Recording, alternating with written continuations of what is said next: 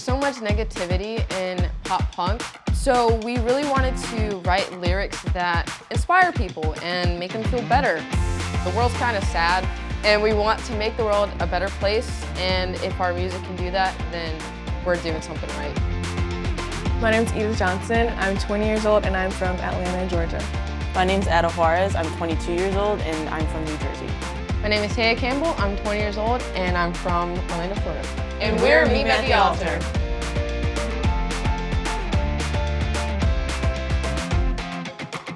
We're so influenced by so many different genres that you can kind of hear it in our music because we take our individual influences and mesh them together, and that's Meet Me at the Altar. So we're not specifically pop punk. We have easy core in there. We have a little bit of like hardcore, then we have pop, then we have a little bit of R&B. There's just like a little bit of everything in there.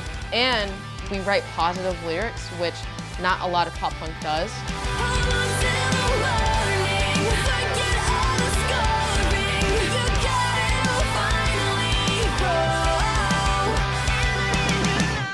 Garden is actually a lyric in the song. It's kind of like your garden might be a little run down, a little dead right now, but it'll grow. Like, you'll grow as a person, and that's the message that we wanted to get out. I think that we mainly wrote Garden not for ourselves, but for other people, because a lot of music is negative, it's self-loathing, specifically in pop punk. So we wanted to like change it up a bit and put some positivity out into the world, which was Garden.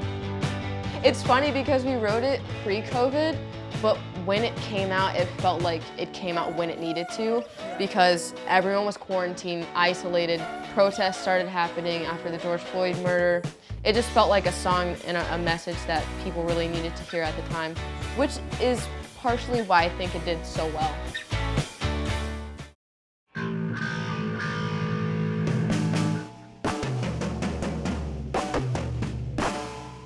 Check, 1, 2, hey, check, 1, 2, hey, check. So we moved together in October because of the fact that the entire time we've been a band, we have been living in different states, and we can deal with that, of course, but like getting signed and having to do stuff together, and it would have been really hard if we were from, like, still in our home states.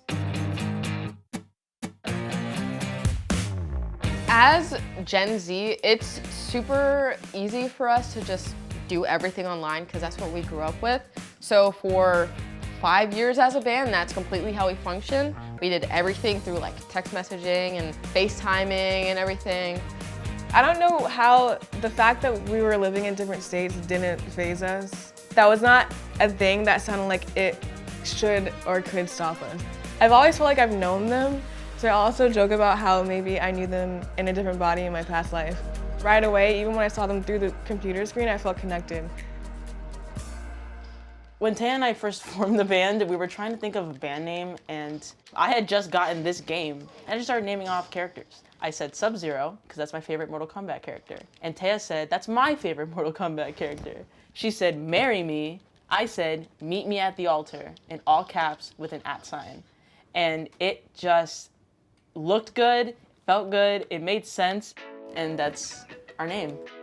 Being the face of a new era of pop punk feels really at home for us. I feel like this is exactly where we're supposed to be, in this role as a new sound even, but more importantly as a woman of color. When people see us, see me, I want them to learn from me that just like don't care. It might have been the way my parents raised me, but I never cared about what anyone had to say about me. If I see myself with black hair, it's like, who is that? Like, I'm never gonna have regular colored hair ever. Like, I don't want that. Unless I'm like 50, maybe I will retire. Being a Latina in pop punk is very not common. Somebody DM'd me and they were like, it's really inspirational for me to see somebody who's a Latina and in pop punk and just seeing somebody that looks like me. And I was like, yeah, that's exactly what I've been thinking about. Like, you can be from anywhere and play whatever music you want, and it shouldn't matter. As a gay black woman, hopefully sharing my experiences will just open people's eyes, and I think that is just the start of making change, and we can do that with our music. I believe that representation is so important for young people because When that young brain sees someone like them, it's like, oh, that's a possibility. But I feel like for us, honestly, Hayley Williams was a very influential person for us, and she still is. If I didn't know who she was, I still would have been like, yes. And not everyone has that quality to them. We have this quality of confidence where it's like, we would have done it no matter what. We all want there to be a more inclusive pop punk scene, and we want there to be a lot of bands of women, a lot of bands of women of color, and people of color.